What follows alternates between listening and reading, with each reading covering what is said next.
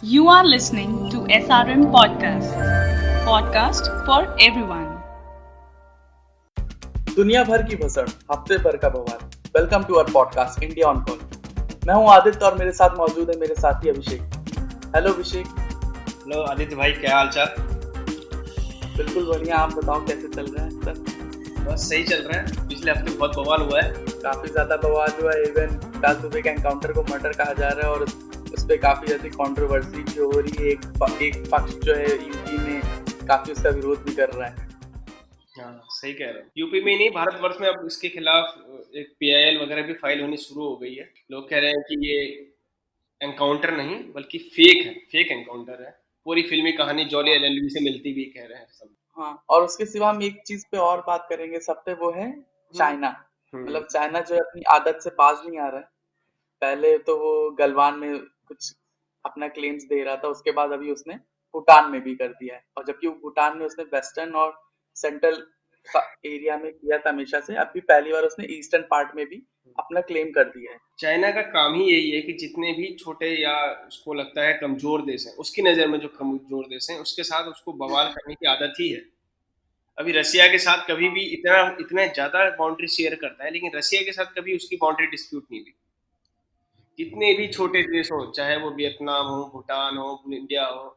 India तो खैर बड़ा देश है, इंडिया को तो खैर वो बोली नहीं कर सकता, लेकिन जितने भी छोटे देश हैं, फिलीपींस, ब्रुनोई जो इतना छोटा सा देश है, एक शहर के बराबर एक देश है, उसके साथ भी उसके कुछ न कुछ लफड़े या परेशान करना उसकी आदत है। वो बुली कंट्री है एक तरह से देखा जाए। बात करेंगे इसके बारे में आगे। हम आगे बात करेंगे इसके बारे में। हम लोग शुरुआत करते हैं विकास दुबे से। हाँ, शुरू करते तो हैं। अभिषेक, विकास दुबे का जो किस्सा है, जैसे हमने जो विकास दुबे के बारे में जो जानते हैं, जो न्यूज चैनलों में आ रहा है कि विकास दुबे बचपन में ये करते थे, तो फिर ये यहाँ से पढ़ाई की, फिर उनकी ये कहानी है, ऐसे मर्डरर बने, ऐसे इन्होंने ये किया। तो हम लोग इस बारे में बिल्कुल भी बात नहीं करेंगे। हम लोग कुछ ऐसी बातें करेंगे जो कि लोगों के जहन में जाएं और वो मनोरंजन से ज्यादा हो। सही कह। जैसे कि आपने बताया कि उनकी जो डेथ हुई है, उनके जो एनकाउंटर हुआ उसको फेक एनकाउंटर कहा जा रहा है, और वो एक तरीके से कस्टोडियल डेथ है या मर्डर है, लोग कह रहे हैं। बिल्कुल बिल्कुल, ये मर्डर ही है एक तरह से देखा जाए तो। क्योंकि हम्म। कुछ भी एक तो कुछ कुछ गाइडलाइंस जो इशूज की गई है टाइम टू टाइम, चाहे वो एनएचआरसी द्वारा चाहे सुप्रीम कोर्ट द्वारा, कि जो स्टैंडर्ड ऑपरेटिंग प्रोसीजर्स है वो क्यों नहीं फॉलो किया गया। मतलब अगर आदमी को आपने किसी व्यक्ति को अरेस्ट किया है, तो यू हैवंट हैंडकफ्ड हिम, मतलब आपने उसको हथकड़ी नहीं पहनाई, आपने उसको सही बाकी बात। मेजर्स नहीं लिए ताकि ना वो भाग सके या किसी भी सूरत हाल में वो भाग सके या कुछ या हाथापाई कर सके। और एक अकेला आदमी इतने लोगों के बीच में कैसे मतलब भागने की सोचेगा या उनसे भिड़ने की सोचेगा, ये सोचिए सबसे बड़ी सही बात। बात है। इसलिए इस पे क्वेश्चन उठ रहे हैं बहुत ज्यादा कि पुलिस कस्टडी में जब इस तरीके के एनकाउंटर होते हैं तो उनमें बहुत ज्यादा शक जाने लगता है। अब इसकी भी बहुत सारे इसमें दिक्कतें हैं। हम सबसे बड़े इश्यूज ये हैं कि भाई, जो लोगों के अंदर उत्साह जनरेट हो जाता है ना, कि जो कोई भी क्रिमिनल मरता है, चाहे वो हैदराबाद में 4 जो रेप रेप एक्यूज थे उनको एनकाउंटर हुआ, एक एकदम से जस्टिस पाने की जो होड़ लगी हुई है कि तुरंत जस्टिस चाहिए, जस्टिस चाहिए, वेट नहीं कर सकता। तो इस ये जो एक तरह से धारणा बन रही है, वो भी बहुत एक तरह से गलत दिशा में जा रहे हैं हम लोग। क्योंकि मुझे खुद ऐसा लगता है कि अगर कोई आरोपी है, अगर उसके गुनाह को कोर्ट के सामने मान लिया गया है कि उसने ये सारी चीजें की हैं, तो उसको कड़ी से कड़ी सजा मिलनी चाहिए, पर संविधान के अंतर्गत। बिल्कुल भाई। उसके साथ ये नहीं होना चाहिए कि उसको एनकाउंटर कर दिया गया, उसके बाद जो है जनता उसके एनकाउंटर को सेलिब्रेट करने लगे। बिल्कुल भारत जो देश है हमारा, गांधी का देश है, नेहरू का देश है, वहां पे हम किसी की डेथ को सेलिब्रेट नहीं कर सकते। ये तो बहुत ही ज्यादा गलत चीज है। बिल्कुल भाई, बिल्कुल सेलिब्रेशन मतलब सेलिब्रेट करो अगर वो सही से, अगर मतलब एक ड्यू प्रोसेस ऑफ लॉ द्वारा अगर उसको सजा मिली है। एक तरीका होता है कि आदमी अरेस्ट हो, उसके ऊपर ट्रायल चले, उसके ऊपर चार्जेस फिक्स हो, फिर वो अपने आप को उन चार्जेस से डिफेंड करे अपने आप को, ठीक है। और उसके बाद जब वो गिल्टी प्रूव हो जाए कोर्ट द्वारा या जस्टिस सिस्टम द्वारा, तब उसको कन्विक्ट या एग्जीक्यूट किया जाए। ये एक प्रोसेस है जो फॉलो होना चाहिए by the due process of law, जो कि हमारा article 21 right to life and personal liberty भी यही बात करता है कि state can not deprive someone anyone of their life unless it is procedure except the procedure established by law. मतलब कोई भी स्टेट मतलब कोई भी तंत्र हो गया, कोई भी विभाग, सरकारी विभाग हो, हम्म। किसी व्यक्ति को का जीवन का हक नहीं छीन सकता जब तक वो प्रोसीजर स्टेब्लिश बाय लॉ नहीं हो, मतलब वो लीगल कानून के अंतर्गत ना हो। और कानून क्या कहता है? कानून कहता है कि उसके ऊपर ट्रायल चलना चाहिए, फिर चार्जेस फिक्स हो, वो डिफेंड करे, फिर गिल्टी हो, तब जाके एग्जीक्यूशन हो। लेकिन ये जो एकदम से जो एनकाउंटर किलिंग है यार, ये सब है जो इसको लोग बढ़ावा भी दे रहे हैं और लोग बहुत उत्साहित हो जाते हैं, तुरंत जस्टिस मिल गया। ये जस्टिस नहीं है भाई, ये कभी भी किसी के भी साथ हो सकता है। और सब स्टेट इतना पावरफुल हो जाए ना, तो वो किसी के लिए भी खतरा हो सकता है, वो नेक्स्ट टू गॉड हो जाएगा। और मुझे लगता है इस चीज की शुरुआत जब से एसटीएफ का गठन हुआ और श्री प्रकाश शुक्ला का एनकाउंटर हुआ यूपी में, जो कि गोरखपुर में एक काफी बड़े गैंगस्टर थे, उसके बाद उन्हीं के शायद नाम पे एसटीएफ बनी थी, एसटीएफ उनको ढूंढ रही थी, अब उनका एनकाउंटर हुआ, उसके बाद भी काफी ये बातें सामने आई कि हो सकता है ये फेक एनकाउंटर हो। वहां से जो चीजें चलती आ रही हैं, एक तो पहले लार्जर देन लाइफ गैंगस्टर आ जाते हैं, ठीक है, उनका समाज में काफी ज्यादा बोलबाला होता है। जब उनका एनकाउंटर होता है या पकड़े आते हैं तब वो खबरों में आते हैं, वरना वो नॉर्मल जिंदगी जी रहे होते हैं। बड़े से लेकर के छोटे आदमी तक सब उनके आसपास रहते हैं, शहर में खुला रहते हैं। और उसके बाद जो उनका एनकाउंटर कर करके पुलिस अपने आप को ग्लोरीफाई कर देती। तो ये जो पुलिस एनकाउंटर से जुड़ी चीजें हैं, इसके बारे में क्या क्या गाइडलाइंस हैं या क्या क्या कहा गया है किसी जज ने या कोई भी मानव ह्यूमन राइट कमीशन ने? हाँ आदित्य, बिल्कुल हम इस पे चलेंगे, लेकिन उससे पहले हम ये देख लेते हैं कि सबसे बड़ा ये क्या है कि एकदम से जो आदमी, जो क्रिमिनल खुला घूमता रहता है, जैसे विकास दुबे हाँ के भी हाँ केस में था, 2001 में इसने स्टेट मिनिस्टर का मर्डर किया, जो कि बीजेपी गवर्नमेंट से ही था, ठीक है। उसके बाद ये हाँ अब हाँ तक अपनी लाइफ जी रहा था 19 साल तक बढ़िया से। जितने वो भी जी इसने जी मर्डर किया था पुलिस थाने के अंदर जाके, और जितने भी 25 पुलिस वाले थे उसको, उसके मतलब जो वो थे विटनेस थे 25 पुलिस वाले, उन वो सब ने हाँ विटनेस हाँ मुकर गए कोर्ट में जाके कि नहीं भाई इसने नहीं किया।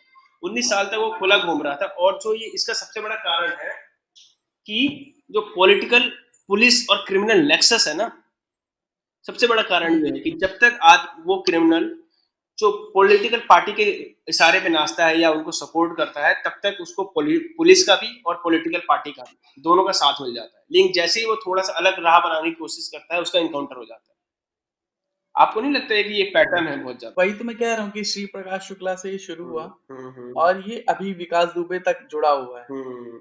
और ना जाने कितना आगे तक जाएगा। तो जैसे विकास दुबे की हत्या हत्या ही कह ले, एनकाउंटर हुआ, तो उसके साथ साथ मुझे नहीं लगता इतने सारे पुलिसकर्मी थे, तो केवल एक एनकाउंटर ही चारा बचा होगा अगर वो भाग भी रहा होगा तो। दूसरी चीज मुझे ये है कि जो विकास दुबे के बारे में इतने सारे सवाल उठाए जा रहे थे कि उनका कई सारे राजनीतिक संगठनों से जुड़े होंगे, उनके पीछे कितने सारे राज हैं, तो वो राज के राज दबे रह गए। तो हो सकता है कि अगर उनको पकड़ा जाता, उनसे पूछताछ की जाती, तो बहुत ही सारी चीजें सामने आती पब्लिक इंटरेस्ट में। तो आपने वो सारी चीजों को दबा दिया हमेशा के लिए। सबसे बड़ी बात है जो फेक एनकाउंटर होते हैं ना, they are to circumvent legal procedures, मतलब लीगल प्रोसीजर को बाईपास करने के लिए बने रहते हैं। और इसी बिल्कुल। सिलसिले में 2014 में जो पीयूसीएल, एक पीपल्स यूनियन सिविल लिबर्टी, एक सिविल ऑर्गेनाइजेशन है, ठीक है, सिविल सोसाइटी है जो कि ह्यूमन राइट्स के लिए काम करती है, पीपल्स यूनियन सिविल लिबर्टी, उसका और स्टेट ऑफ महाराष्ट्र का एक केस है, PUCL versus state of Maharashtra 2014 का, जिसमें उस समय के चीफ जस्टिस ऑफ इंडिया जो जस्टिस लोधा थे और आर एफ नरीमन थे, उन्होंने कहा था अगर इस तरीके के जितने भी फेक एनकाउंटर्स होते हैं या सो कॉल्ड फेक एनकाउंटर्स होते हैं, वो एकदम से must be independent, must be investigated by independent agency, एक स्वतंत्र एजेंसी द्वारा ये सब इन्वेस्टिगेट होने चाहिए। ये उनका एक कहना था। उसके अलावा बहुत सारी गाइडलाइंस हैं जो कभी भी फॉलो नहीं की जाती। उसके अलावा फिर NHRC, national human rights commission, और सुप्रीम कोर्ट, इन्होंने एक 16 पॉइंट गाइडलाइंस दिया था। हाँ, तो नेशनल ह्यूमन राइट्स कमीशन और सुप्रीम कोर्ट ने एक 16 पॉइंट गाइडलाइंस दिया to prevent the abuse of power. मतलब ये जो पुलिस सिस्टम है, ये सिर्फ कई बार मिसयूज ही नहीं, अब्यूज करता है पावर, तो जिससे फेक एनकाउंटर हो गया लोगों। एक एक आपको याद है 2016 में भी एक केस था, शायद वो विवेक तिवारी करके, जी जी जी जी जी जी। शायद वो अमेजोन या एप्पल में कंपनी में काम करता था, मुझे ढंग से याद नहीं आ रहा है। एप्पल कंपनी में काम करता था और लखनऊ में उसका जो है एनकाउंटर हुआ था। हाँ, तो अब क्या है, हाँ फ्री हैंड दिया गया था यूपी में योगी आदित्यनाथ द्वारा कि भाई अब क्रिमिनल्स को मारो, और वो क्रिमिनल्स को मारने के बजाय अगर आप एक 2016 में ही एक इंडिया टुडे ग्रुप का एक स्टिंग ऑपरेशन उनका वो हुआ था, उसमें ये निकल के आया था कि अगर आप 8 लाख रुपए देते हो किसी थाना इंचार्ज को तो वो तैयार हो जाता है आपके कंपटीटर को बिना किसी भी जुर्म के आप उसको उसका एनकाउंटर करने में, समझ रहे हो? तो जो फ्री हैंड दिया पुलिस को ये बहुत ज्यादा खतरनाक है। और हाँ, अब हम आते हैं एनएचआरसी की और सुप्रीम कोर्ट की गाइडलाइंस पे, जिन्होंने पुलिस की अब्यूज ऑफ पावर को रोकने के लिए बात कही है, जिसमें ये सब चीजें लिखी गई। ध्यान से सुनना आते थे, ठीक है? पहला कि अगर किसी को पुलिस को टिप ऑफ मिलती है कि भाई इतना बड़ा क्रिमिनल यहाँ देखा गया है या कोई गलत गतिविधियां हो रही हैं, तो उस टिप ऑफ को उनको रिकॉर्डिंग जरूरी रखनी है उनको अपने साथ, ठीक है? दूसरी बात, अगर एनकाउंटर होता है तो उस एनकाउंटर का भी एफआईआर आपको रजिस्टर करना पड़ेगा और एक इंडिपेंडेंट एजेंसी जैसे सीआईडी द्वारा उसका इन्वेस्टिगेशन होना चाहिए। इसके अलावा नेशनल ह्यूमन राइट्स कमीशन को तुरंत इस प्रकार के किसी भी एनकाउंटर के बारे में जानकारी देनी चाहिए। अगर जो भी घायल है जिनका एनकाउंटर हुआ है उनको तुरंत मेडिकल का उपचार देना चाहिए। उसके अलावा कोर्ट में एफआईआर, पुलिस डायरी, वेपन, जिस वेपन से आपने क्रिमिनल को मारा है वो वेपन आपको सरेंडर करना पड़ेगा पुलिस को, ठीक है? चाहे वो फेक एनकाउंटर हो चाहे रियल एनकाउंटर हो, वो आपको वेपन सरेंडर करना पड़ेगा। उसके अलावा जो उसके रिश्तेदार है उसको भी तुरंत इन्फॉर्म करना पड़ेगा। साल में 2 बार बाय एनुअल रिपोर्ट जाएगी कि इतने इतने क्रिमिनल्स को एनकाउंटर हुआ है, उसके बारे में सारी एक रिपोर्ट जाएगी कोर्ट के पास। उसके अलावा अगर परिवार वालों को लगता है कि भाई ये गलत एनकाउंटर हुआ है तो उनके ग्रीवांस का भी रिड्रेसल करना पड़ेगा। तो ये सारे गाइडलाइंस सुप्रीम कोर्ट और NHRC, national human rights commission ने दिए हैं, वो कभी भी मुझे नहीं लगता कि इस तरह के फेक एनकाउंटर्स में फॉलो किए जाते। उसके अलावा और भी हैं, जैसे एनएचआरसी ने एक चीज जब एक रिपोर्ट में पाया कि सबसे बड़ी बात ये स्टैंडर्ड ऑपरेटिंग प्रोसीजर जो होता है गिरफ्तारी के बाद, जैसे हैंडकफ करना, हथकड़ी लगाना, वो फॉलो नहीं करते हैं पुलिस वाले। प्रॉपर फिजिकल कस्टडी में नहीं रखते हैं। जो प्रॉपर फिजिकल कस्टडी होती है आंखों में पट्टी बांधना, उसके हाथों में हथकड़ी लगाना, ये सब कुछ भी नहीं किया गया। जब वीडियो उसकी वायरल हुई, जो आराम से टैक्सी में बैठा हुआ है, ये सब कोई भी स्टैंड एसओपी फॉलो नहीं हुआ। मतलब क्या दिखाना चाह रहे थे वो लोग? साथ ही साथ पुलिस को ट्रेनिंग भी देनी पड़ेगी इन सब मामलों में। तो ये सब गाइडलाइंस है। बस एक बात और जोड़ दूं मैं, बस कि जस्टिस ए एन मुल्ला जो कि इलाहाबाद हाई कोर्ट के थे, उनका एक कथन है, बस मैं वो बोलता हूँ फिर। There is not a single lawless group in the country whose record of crimes comes anywhere near the police. उन्होंने कहा कि भाई पुलिस जितनी बड़ी गुंडी कोई है ही नहीं, सिंपल शब्दों में, उनके बड़ा जितना कोई गुंडा देश में है नहीं। ये जस्टिस ए एन मुल्ला जो कि इलाहाबाद हाई कोर्ट के जस्टिस है थे, उनका ये कथन है। काफी बड़ी बात बोल दी उन्होंने, क्योंकि रियल लाइफ में भी जो पुलिस है, मतलब नॉर्मल अगर आप लोग बोले तो पुलिस इसलिए बनी है कि लोगों की रक्षा करने के लिए बनी है। लेकिन आप अपने गली मोहल्ले में, अपने शहर में देखें तो लोग पुलिस से डरते हैं। तो इस बारे में जो जस्टिस है उनका कथन बहुत ही सही है कि पुलिस से बड़ा गुंडा कोई नहीं है। हालांकि पुलिस की भी मुझे लगता है कुछ मजबूरियां रहती हैं, क्योंकि पुलिस के पास एक तो वर्कलोड मेरे हिसाब से बहुत ज्यादा है। बिल्कुल। और कोई भी त्योहार हो, सर्दी हो, गर्मी हो, जाड़ो, जैसे अभी कोरोना का दौर चल रहा है, तो मेरे जानने में पुलिस वाले हैं जो कि 17-17, 18-18 घंटे काम किए हैं। हाँ भाई, बिल्कुल। तो इस चीज को भी सही करने के लिए, जो फेक एनकाउंटर हुआ या कुछ भी चीज हुई, तो उसको भी सही करने के लिए पुलिस तंत्र को सही करना जरूरी है। हाँ, बिल्कुल। तो आपको क्या लगता है पुलिस तंत्र को तो सही करने के लिए क्या? पुलिस के बारे में वो तो एक पक्ष हो गया कि भाई पुलिस इस तरह के काम करती है, लेकिन वो सब सिर्फ और सिर्फ वही काम फॉलो चीज करती है जो पॉलिटिकल निर्देश दिया जाता है। जो एक पॉलिटिकल एग्जीक्यूटिव बॉडी उसको निर्देश देती है, वही ये परमानेंट एग्जीक्यूटिव बॉडी उसको एग्जीक्यूट करती है। लेकिन उसकी सबसे बड़ी दिक्कत है पुलिस वाले के भी कुछ ह्यूमन राइट्स होने चाहिए। जैसे कि पहले ही 30% वैकेंसी है पुलिस फोर्स में। यूनाइटेड नेशंस के हिसाब से हर 1 लाख व्यक्तियों में 144 पुलिस वाले होने चाहिए, लेकिन भारत में यूनाइटेड नेशंस के हिसाब से हर 1 लाख व्यक्तियों में 222 पुलिस वाले होने चाहिए, लेकिन भारत में सिर्फ 144 है।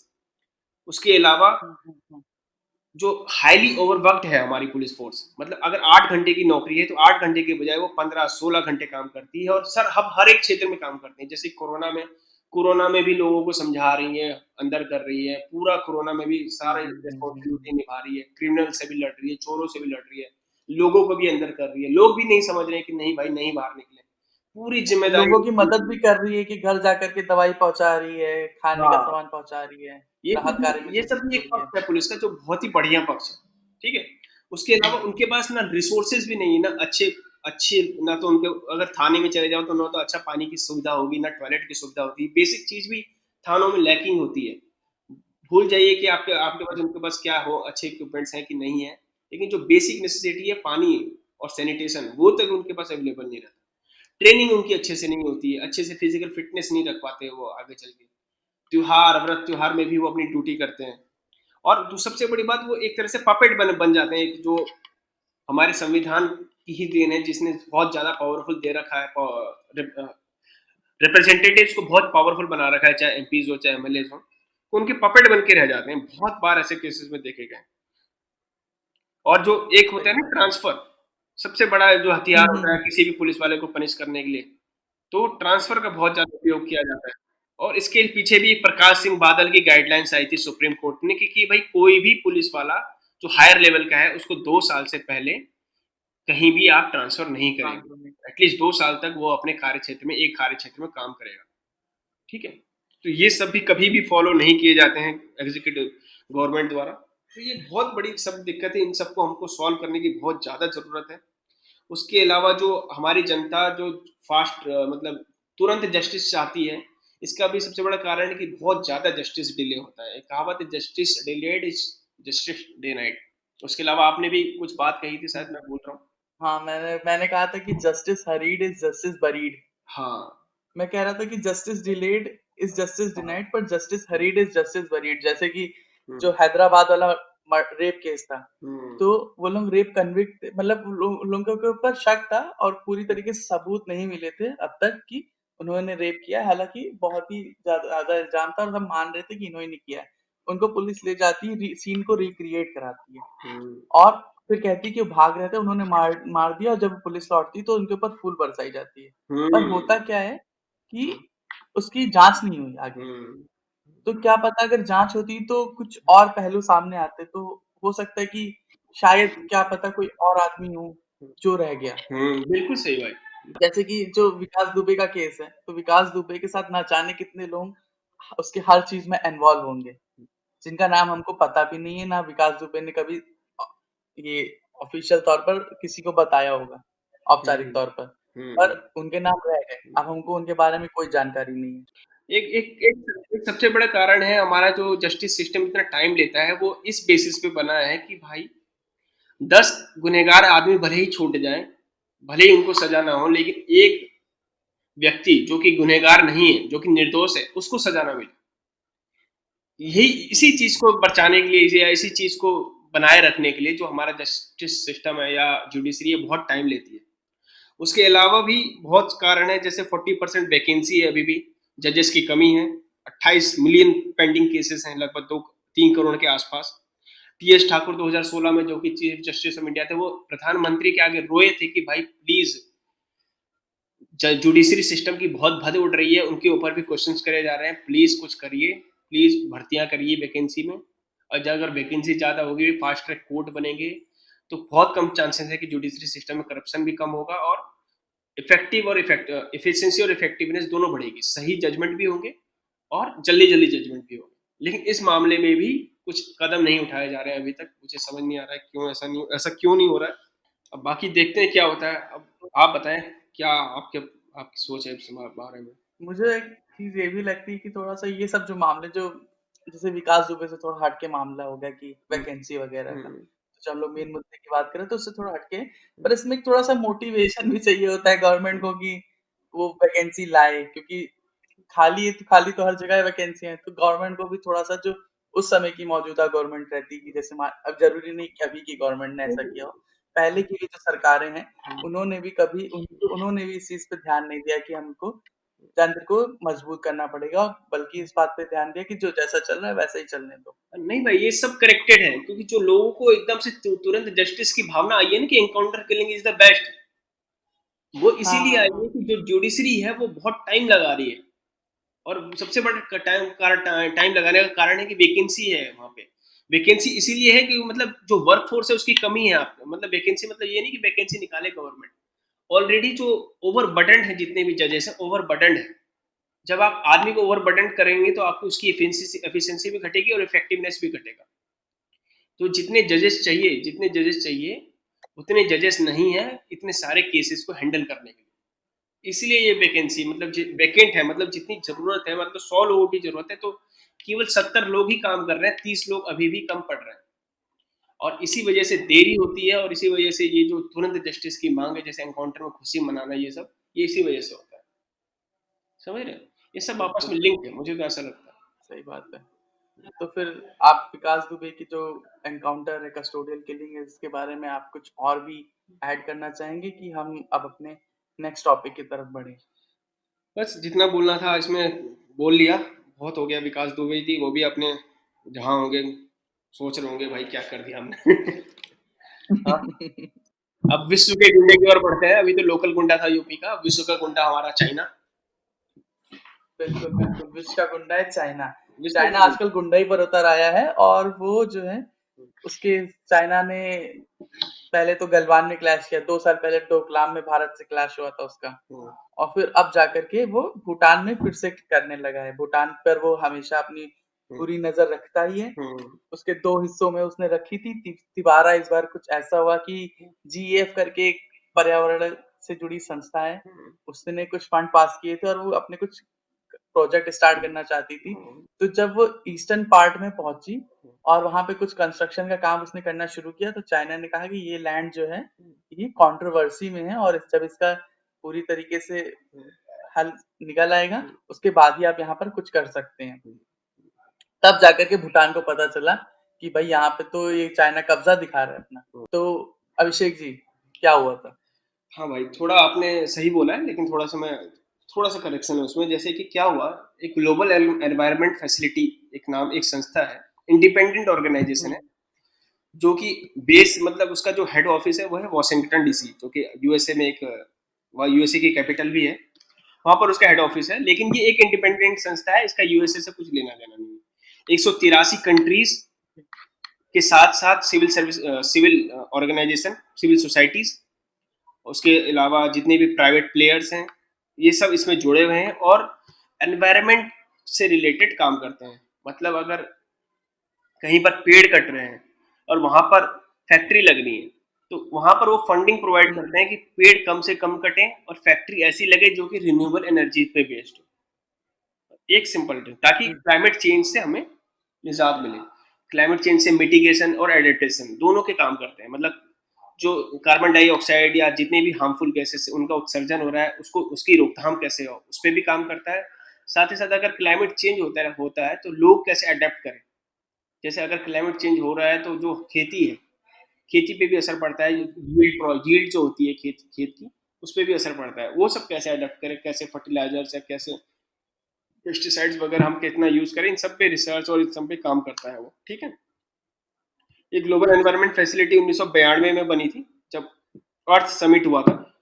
और इसका काम है biodiversity, climate change, land degradation. मतलब अगर जैसे लैंड डिग्रेडेशन मतलब हुआ कि जो वहाँ की सॉइल है उस लैंड की, वो उपजाऊ नहीं रहेगी तो फिर वहां पर लाइफ खत्म हो जाएगी।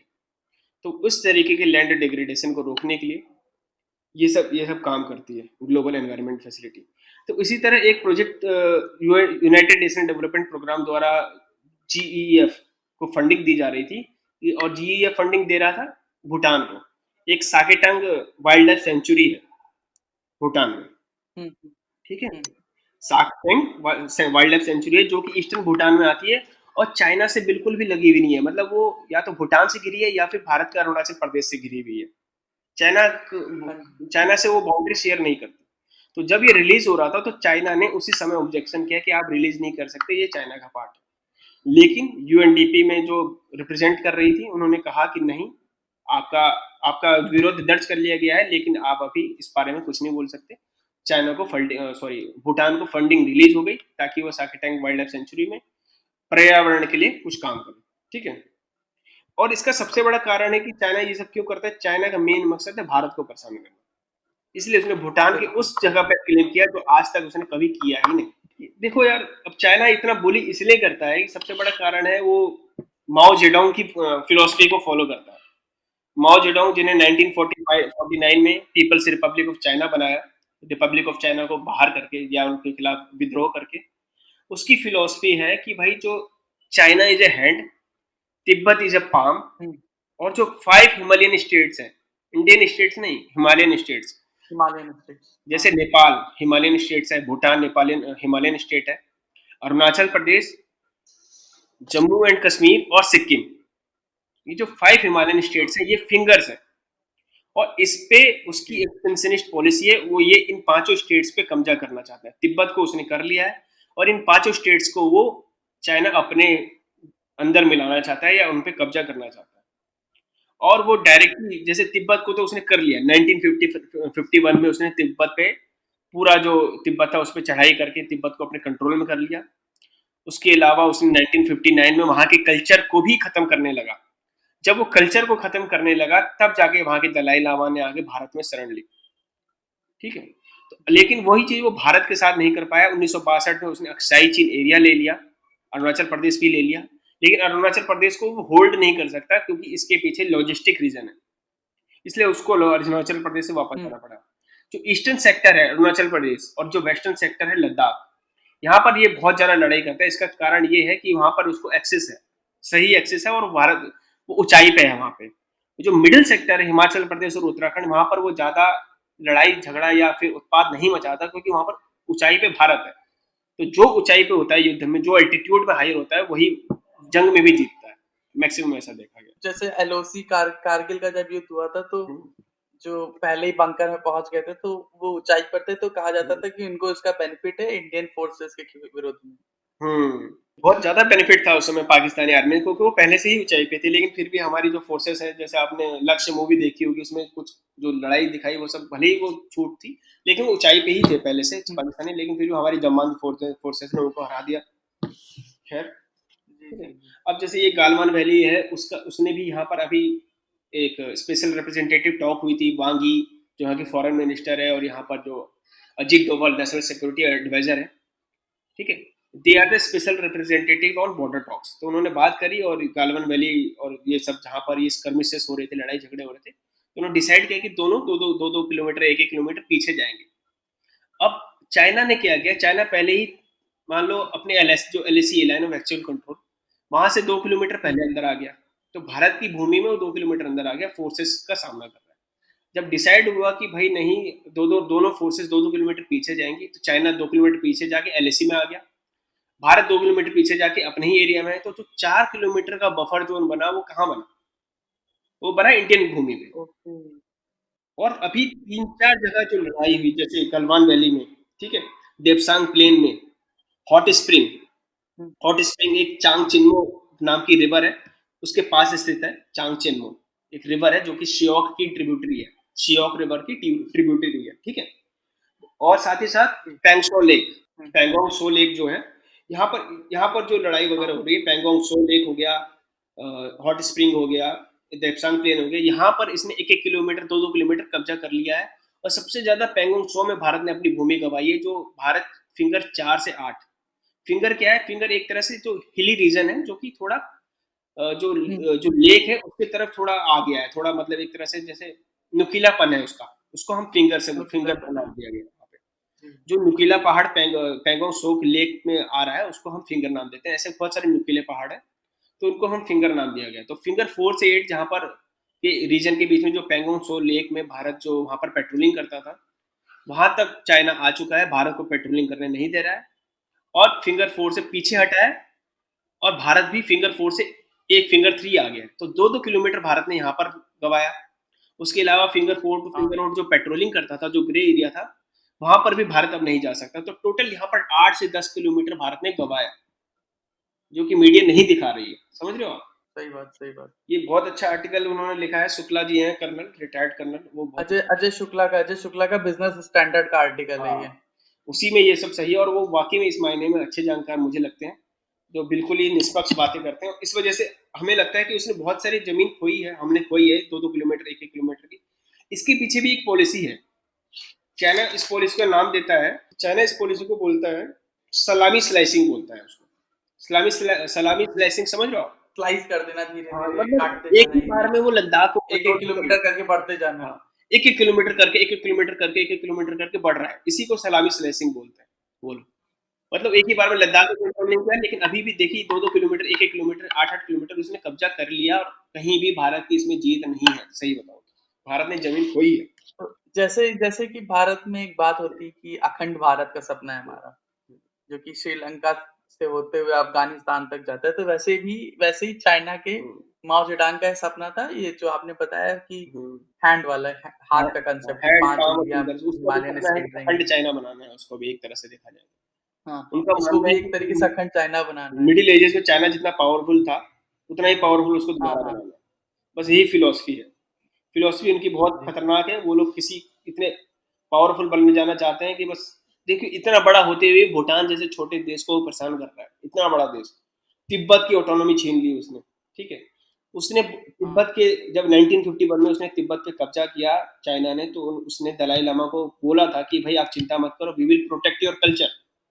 17 पॉइंट हुँ। एग्रीमेंट किया था उसने, लेकिन 1959 में करीब 8 साल बाद उसने वो भी शर्त तोड़ी और एक छत्र राज बनाने के लिए उसने वहां का कल्चर, तिब्बत का कल्चर भी डिस्ट्रॉय करना शुरू कर दिया। जैसे सिंजियांग प्रांत में वो मुस्लिम कल्चर डिस्ट्रॉय कर रहा है, वैसे ही उसने तिब्बत का कल्चर भी डिस्ट्रॉय कर दिया। इसके अलावा वो कहता है कि भाई तिब्बत तो शुरू से ही चाइना का पार्ट था। जो एक शिमला अकॉर्ड हुआ था 1914 में, जिसमें तिब्बत, ग्रेट हुँ। ब्रिटेन, चाइना और प्रिंस ऑफ सिक्किम भी पार्ट थे, उसमें चाइना ने वॉकआउट कर दिया था, ठीक है? हाँ, और हाँ। ग्रेट ब्रिटेन में उस समय रिप्रेजेंट किया था सर हेनरी मैकमोहन ने, जिन्होंने बाद में इनर तिब्बत और आउटर तिब्बत का कंसेप्ट दिया, ठीक है?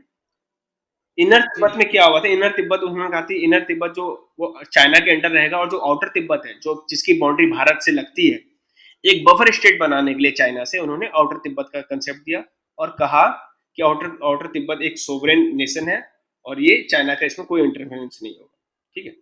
उसी उसी समय मैकमोहन जी। लाइन ड्रॉ की गई इंडिया और क्या कहते हैं तिब्बत के बीच में, उसको ही आज मैकमोहन लाइन कहते हैं।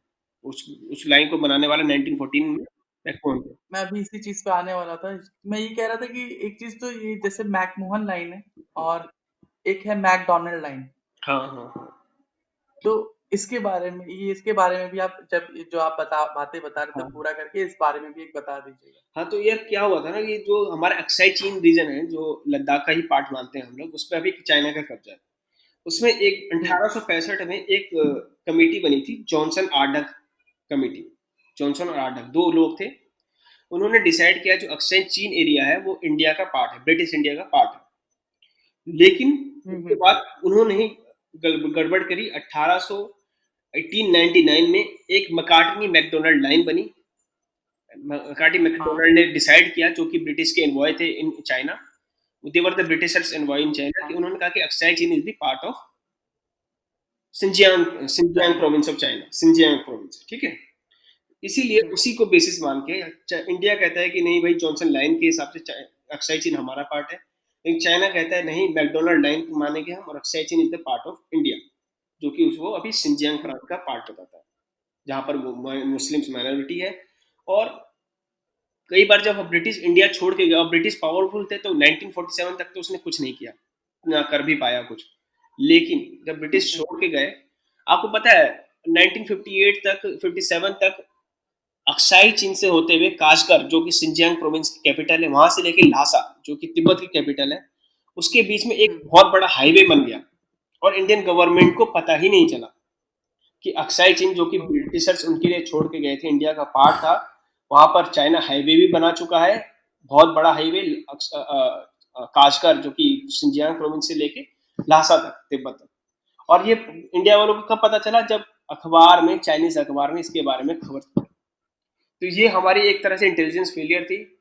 जो सॉफ्ट पावर में नेहरू जी बिलीव करते थे, वो भी एक तरह से गलत था। हिंदी चीनी भाई-भाई। हिंदी चीनी भाई भाई का कंसेप्ट जो दिया था, ये भी एक तरह से, मतलब आप तभी आप शांति स्थापित कर सकते हैं जब आप पावरफुल हो। एक वीक व्यक्ति किसी से शांति स्थापित नहीं कर सकता।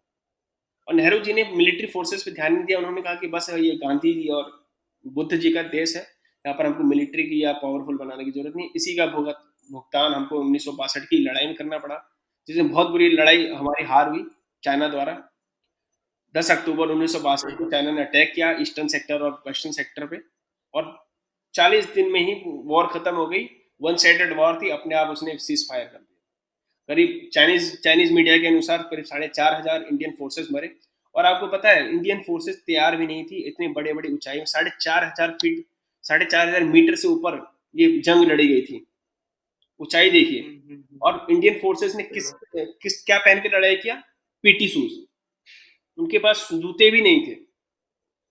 एक मैं बुक बताता हूँ हिमालयन ब्लेंडर करके, जो जेपी डल्बी की है। उन्होंने इस बारे में लिखा है, मैंने तो पढ़ा नहीं, वैसे पढ़ना है मुझे भी, लेकिन मैंने सुना है कि उन्होंने ही इस बारे में सारी जानकारी दी कि कैसे इंडियन फोर्सेस ने पीटी शूज पहन के इतनी ऊंचाई में बिहार, उत्तर प्रदेश, हरियाणा, मैदानी इलाकों से आने वाले लोग जाके 4,000 4,500 फीट की ऊंचाई पर लड़ाई करी। तो क्या हर्ष होना था? अगर हम अपने आप को पावरफुल नहीं बनाएंगे तब हमारे साथ यही होगा, और हार गए। उसी के बाद ही से मिलिटराइजेशन पे काफी ज्यादा ध्यान देना शुरू और बहुत जरूरी भी है। अभी भी मिलिटराइजेशन में अभी भी जब सीएजी की रिपोर्ट वगैरह आती है तो पता लगता है कि अभी भी हम बहुत पीछे हैं। बहुत जरूरी है कि हम पावरफुल रहें। जब हमारे बाउंड्री सिक्योर रहेगी तभी हमारा देश भी सिक्योर रहेगा, तभी हम फलेंगे। नहीं तो ये चाइना का तो भरोसा नहीं। एक जो आप ये चीज कह रहे थे कि जब आपके पास पावर होगी तभी आप पीस भी रख पाएंगे, तो मुझे एक बात याद आई कि बराक ओबामा को पीस प्राइज मिला था। Yes. और बराक ओबामा के पीस प्राइज मिलने के बाद उन्होंने मिडिल ईस्ट के 7 देशों पे सेना भेज दी थी। तो अगर भारत को भी शांति बनाए रखनी है तो वो तभी शांति बनाए रख सकता है जब अपर हैंड से वो आए और उसकी सेना भी और ज्यादा स्ट्रांग हो। जैसे कि सेना को एक फ्री हैंड देना चाहिए, जैसे जो गलवान क्लैश हुआ। अगर सेना को एक फ्री हैंड होता तो शायद वो चीज नहीं होती। सही कह रहे। क्या गांधी जी ने यही बोला था कि भाई एक वीक व्यक्ति कभी भी शांति प्रिय नहीं हो सकता, केवल एक बहादुर आदमी ही शांति पसंद हो सकता है या शांति प्रिय हो सकता है। और इसमें और भी चीजें हैं, जैसे चाइना वाला का जो अभी जंग चल रही है, जो मैंने अभी माओ जेडोंग की फिलोसफी बताया वो जो फॉलो करता है, और ये सब जो मैकडोनल्ड और जैसे मैकमोहन लाइन के बारे में बताया।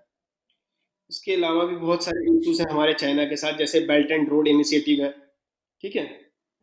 एक तरह से वो ट्रोजन हॉर्स है। मतलब अगर बेल्ट एंड रोड इनिशिएटिव जहां भी चाइना ला रहा है, बेल्ट एंड रोड इनिशिएटिव क्या है कि चाइना का एक रोड कनेक्ट कर रहा है चाइना से लेके यूरोपियन यूनियन तक।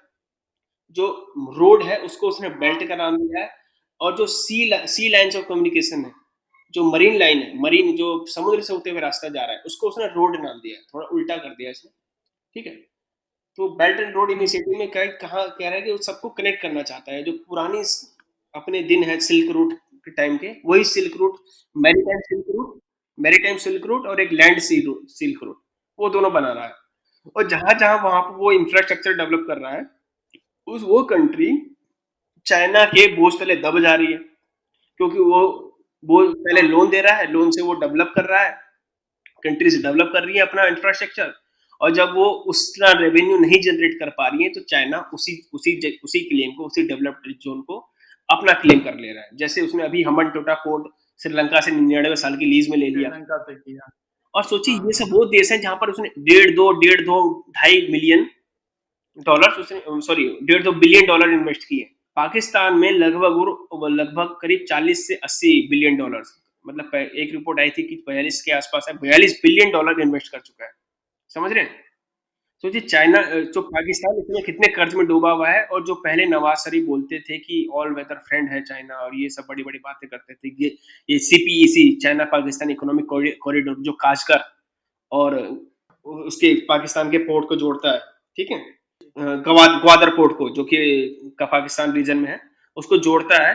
वो कहा कि गेम चेंजर है, इससे बहुत डेवलप होगा। लेकिन अब जो इमरान खान की जो गवर्नमेंट है वो थोड़ा चुप हो रही है। उनको पता है कि वो बोझ तले दब रहे हैं चाइना के, चाइना कभी भी इस पे अपनी क्लेम कर सकता है अगर उन्होंने वापस नहीं किया। तो चाइना यही पाकिस्तान को समझ नहीं आ रहा है कि भाई क्या कर रहा है। और यही कारण है कि इंडिया ने ये CPC belt and road initiative को ज्वाइन नहीं किया, क्योंकि इंडिया के जो डिप्लोमेट्स है वो बहुत ही काबिल तारीफ काम करते हैं। और उन्होंने साफ साफ कहा है चाइना को, जब तक इसमें ओपननेस और ट्रांसपेरेंसी नहीं होगी, जब तक सोवरेनिटी और इंटीग्रिटी ऑफ द कंट्री को 100% बोला नहीं जाएगा कि भाई इस पे कोई आंच नहीं आएगी, तब तक भारत इसको ज्वाइन नहीं करेगा, जो कि चाइना ने बहुत देशों से छुपाया। एक सोचिए, एक दूसरे देश में जाके 99 साल की लीज में उसने हम्बनटोटा पोर्ट ले लिया, ठीक है, उसमें चाइना ही सब कुछ कर सकता है। जबकि उस देश से उसका डायरेक्ट कोई कनेक्शन भी नहीं है, सीधा साधा कोई संबंध भी नहीं है उस देश से। यही सब है, देखो ये मतलब वो ना ही सिर्फ बाउंड्री से रिलेटेड काम कर रहा है, वो इकोनॉमिकली भी लोगों को कर्ज में दबा के, बाकी देशों को कर्ज में दबा के वहां से भी जमीन हथिया रहा है। भारत की ही नहीं, जिनके साथ बाउंड्री नहीं भी है उस देशों में जाके भी वो अपनी जमीन हथिया रहा है, ठीक है। सही बात। और एक स्ट्रिंग ऑफ पर्ल्स उसने नाम दिया, वो भारत को पूरी तरह से घेर रहा है समुद्री एरिया में, चाहे वो म्यांमार में अपना पोर्ट बना रहा हो, चाहे श्रीलंका में, चाहे जिबूती में। तो उसके खिलाफ भारत ने भी एक शुरू किया स्ट्रिंग ऑफ फ्लावर्स करके। ये सब इनफॉर्मल चीजें हैं, तो भारत ने भी शुरू किया। जैसे कि अभी भारत ने चांगी वो लिया अभी सिंगापुर से, चांगी नेवल बेस उसने सिंगापुर में एक्वायर किया, जहां पर भारत की जो नेवी है वहां पर ना ही सिर्फ रिफ्यूल कर सकती है, मगर बल्कि वहां से हथियार भी ले सकती है, हथियार भी अपने उसमें डाल सकती है। उसके अलावा भारत ने भी सेबांग पोर्ट जो इंडोनेशिया में है उसको भी, वहां से भी एमओयू साइन किया है। उसके अलावा दुक्कम पोर्ट है एक ओमान में, जो कि चाइना के जिबूती, जिबूती एक जगह है अफ्रीका में, वहां पर भी चाइना का नेवल बेस है। और ग्वादर पोर्ट जो कि चाइना का सॉरी जो पाकिस्तान में है, उन दोनों के बीच में पड़ता है ये दुक्कम ओमान का। तो भारत वहां से दोनों उसकी एक्टिविटीज को देख सकता है। उसके अलावा जो चाबहार पोर्ट भारत डेवलप कर रहा है ईरान पे, वो ग्वादर पोर्ट के जस्ट बगल में, वो भी वहां से भी भारत अपने उसकी एक्टिविटीज को देख सकता है कि भाई चाइना क्या कर रहा है क्या नहीं कर रहा है। तो भारत भी अपनी तरफ से लगा हुआ है चाइना को पीछे करने में, और चाइना की जो बुली करने का तरीका है उसको, उससे निपटने का। एक चीज मैं और बात करना चाहता था जाते जाते, वो ये मैं कहना चाह रहा था कि जैसे आपने बोला कि चाइना जो है भारत को बॉर्डर से घेर रहा है, तो आपको क्या लगता है कि जो अभी गलवान का क्लैश हुआ, फिर इधर भूटान वाले में जो हो रहा है, उसी के साथ साथ उसी टाइम पे इंडिया की थोड़ी नेपाल से भी अनबन हो रही है, और पाकिस्तान तो हर बार की तरह अपना उधर से कुछ ना कुछ सीज फायर का उल्लंघन या ये सब चीजें कर ही रहा है। तो ये भी क्या एक सोची समझी साजिश हो सकती है भारत को दबाने के लिए? हाँ, चाइना तो शुरू से ही कर रहा है। अभी क्या है, सबसे बड़ी दिक्कत नेपाल में कम्युनिस्ट पार्टी की सरकार है। जहाँ भी कम्युनिज्म होगा या तो वो चाइना से रिलेटेड होंगे या रसिया से। रसिया फिर भी कहे कुछ भी कहें तो भारत के साथ हमेशा ही खड़ा रहा है, उस पर हम कह सकते हैं भरोसा कर सकते हैं। लेकिन चाइना पे भरोसा नहीं कर सकते, और कम्युनिस्ट पार्टी की जो सरकार है नेपाल में उसका लिंक चाइना से ही है। तो इसीलिए अभी जो चाइना ने, जब नेपाल ने अपनी मैप में चेंजेस करी और काली रिवर के एरिया को पूरा अपने अंडर में बताया, इसके पीछे कहा जा सकता है कि एक तो वहाँ के नेपाली लोगों को खुश करना, और साथ ही साथ चाइनीज गवर्नमेंट को खुश करना, जो कि शायद उनको फंडिंग दे रही है या कुछ भी कर रही हो। लेकिन ऐसा हो नहीं पाएगा क्योंकि इंडिया और नेपाल का बहुत पुराना कल्चरल रिलेशन है। दोनों एक तरह से देखा जाए तो मेजोरिटीज में दोनों जगह हिंदू, मतलब अगर रिलीजन की बात करें तो हिंदुइज्म है वहाँ पर भी। और सबसे बड़े ओपन बॉर्डर है, इतने बहुत सारे नेपालीज इंडिया में काम करते हैं, इंडिया में ही काम नहीं करते बल्कि इंडियन आर्म फोर्सेज में, इंडियन एडमिनिस्ट्रेटिव सर्विसेज में काम करते हैं, ठीक है। तो अगर इस तरीके का वो कर रहा है तो वहीं वहीं के लोग कहीं कहीं ना कहीं मुझे लगता है कि विद्रोह करना शुरू कर देंगे, और शुरू कर दिया है उन्होंने। चाइना की जो ये रणनीति है नेपाल को अपने अंडर में लेना, वो उसकी लॉन्ग टर्म रणनीति नहीं साबित होगी, सक्सेसफुल नहीं होगी। ये जो कल्चरल कनेक्ट है ना, पीपल टू पीपल कॉन्टेक्ट है इंडिया और नेपाल के बीच में, वो बहुत गहरा है, बहुत गहरा रिश्ता है उसका। जैसे मेरा ही शहर नेपाल बॉर्डर पे है, तो यहाँ पे अभी तो कोरोना का टाइम चालू होगा तो जैसे बॉर्डर क्लोज है, वरना रोज का आना जाना है। कई लोग ऐसे हैं भारत के जिनकी दुकान नेपाल में, तो वो सुबह जाते हैं शाम को आ जाते हैं, वीकेंड में आ जाते हैं। या कई नेपाली ऐसे हैं जिनकी यहाँ पे दुकानें हैं, यहाँ पे या फिर कोई और काम करते हैं, तो यहाँ पे 5 दिन काम करते हैं, 2 दिन के लिए अपने घर चले आते हैं। वही तो नेपाल तो ये और सारी चीजें हैं। और काम से बड़ी चीज एक चीज ये भी रही है कि बराबर बेटियों की शादियां होती रही हैं। तो जो राजनाथ सिंह ने कहा था कि कल्चरल भी थोड़ा जुड़ा हुआ है और बेटी रोटी का रिश्ता है, तो वो तो बहुत ही ज्यादा कंक्रीट है। तो ये बात आप काफी सही कह रहे हैं कि इनकी लॉन्ग टर्म स्ट्रेटेजी ये नहीं हो सकती। हमने नेपाल, चाइना और इंडिया, साथ के साथ पाकिस्तान को भी ले लिया, भूटान के बारे में तो बात की और विकास दुबे के बारे में भी काफी बात की। तो अभिषेक, आप इस पे कुछ और ऐड करना चाहेंगे कि हम लोग अब अपने दर्शकों से, मतलब अपने श्रोताओं से विदाई लें? हाँ यार, अब श्रोताओं से विदा लेने का समय आ गया।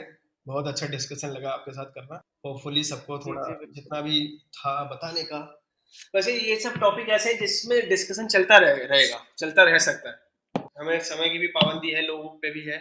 करते हैं कंक्लूड इसको। तो तो मैं अपने श्रोताओं से ये कहना चाहूंगा कि हम लोग इसी तरीके से हर हफ्ते आपसे मिलते रहेंगे और हफ्ते भर की खबरों का जो मेन सुर्खियां हैं, उनका निचोड़ लेकर के आएंगे, साथ के साथ उनसे जुड़ी तमाम बातें, जैसे कि आज आपने सुना हमारे इस पॉडकास्ट में, तो वो भी लेकर के आएंगे, जो कि यूजुअल मीडिया से अलग बातें हैं। उनके पूरा इतिहास, वो कहाँ से उत्पन्न हुई, आगे कहाँ तक जा सकती हैं, इस सारी चीजों पर हम डिस्कस करेंगे। तो इस पॉडकास्ट को सुनते रहें।